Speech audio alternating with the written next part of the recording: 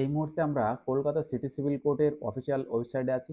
একটু নিচে আমরা নোটিফিকেশন সেকশনে দেখব ২ নম্বর যে জায়গাটা, নোটিফিকেশনের ২ নম্বরটা আমরা যদি দেখি, যে বিষয়টা দেখব ঠিক মহামান্য কলকাতা হাইকোর্টের অফিসিয়াল ওয়েবসাইটের যে ফার্স্ট নোটিফিকেশনটা রয়েছে, একই নোটিফিকেশন। তো আমরা এটা বিস্তারিত দেখব। এখানে রয়েছে একটা এবং এখানে রয়েছে আরেকটা। তো এই দুটো আমরাকে খুব ভালোভাবে বিস্তারিত দেখব। একটা রিক্রুটমেন্ট নোটিফিকেশন, তোমরা যারা যোগ্য এলিজিবল তারা অবশ্যই আবেদন করবে। চলো আমরা দেখে নিই আজকের নোটিফিকেশনটা। সো এখানে আমরা দেখতে পাচ্ছি office of the state league. So এটা আমরা দেখতে পাচ্ছি office of the state legal service authority West Bengal. তো advertisement notification number 2 of 25, walk in interview for contractual engagement as accountant. তো অ্যাকাউন্টেন্ট পদে রিক্রুটমেন্ট করা হবে। এখানে দেখো সিট সংখ্যা রয়েছে একটা এবং এখানে নেচার অফ ওয়ার্ক কি দেওয়া আছে, অ্যাকাউন্টেন্ট। নাম্বার অফ ভ্যাকান্সি একটা, আনরিজার্ভড। পে কত পাওয়া যাবে, monthly 17,000 per month in term of memorandum number এত dated 1/3/2024 of the finance audit department government of West Bengal. Office location, অফিসটা কোথায় আছে না, state legal service authority West Bengal, city civil court building, first floor, 2 and 3, Kiran Shankar Roy Road, Kolkata 7,00,001। তো city civil কোর্টেই কিন্তু এই office লোকেশনটা রয়েছে, অর্থাৎ হাইকোর্টের পাশেই। নেক্সট আমরা এলিজিবিলিটি ক্রাইটেরিয়াটা দেখব।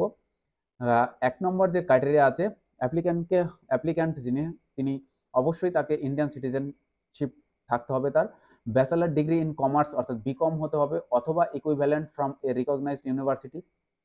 এছাড়া তাকে relevant higher qualification would be given additional weightage, অর্থাৎ তার যদি আরো হায়ার কোয়ালিফিকেশন থাকে তাহলে তাকে কিন্তু ওয়েটেজ দেওয়া হবে। আর কি রয়েছে, knowledge of accounting software such as Tally or PFMS and MS Excel etcetera are mandatory. বোঝা গেল।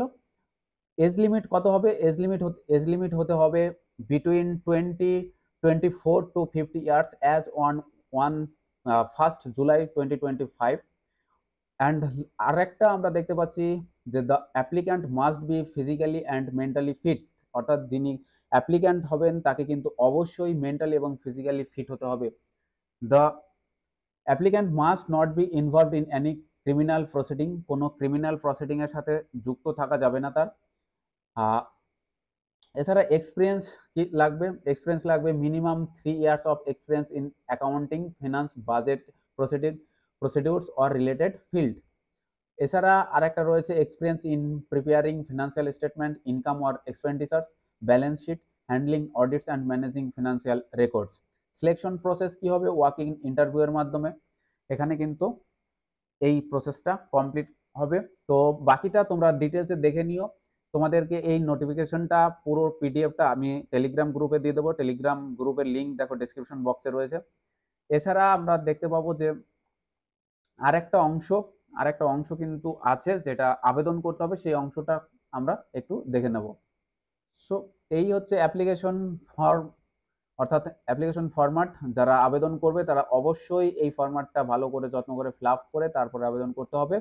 তো এটা আমি টেলিগ্রাম গ্রুপে দিয়ে রাখবো, তোমরা অবশ্যই দেখে নাও। আর প্রিপারেশন আড্ডা অলওয়েজ এক্সাম রিলেটেড আপডেট দেয়, ক্লাস করায়। তো অবশ্যই তোমরা চ্যানেলটাকে সাবস্ক্রাইব করে বেল আইকন প্রেস করে রাখবে পরবর্তী আপডেট এবং নোটিফিকেশন পাওয়ার জন্য। Thank you for watching.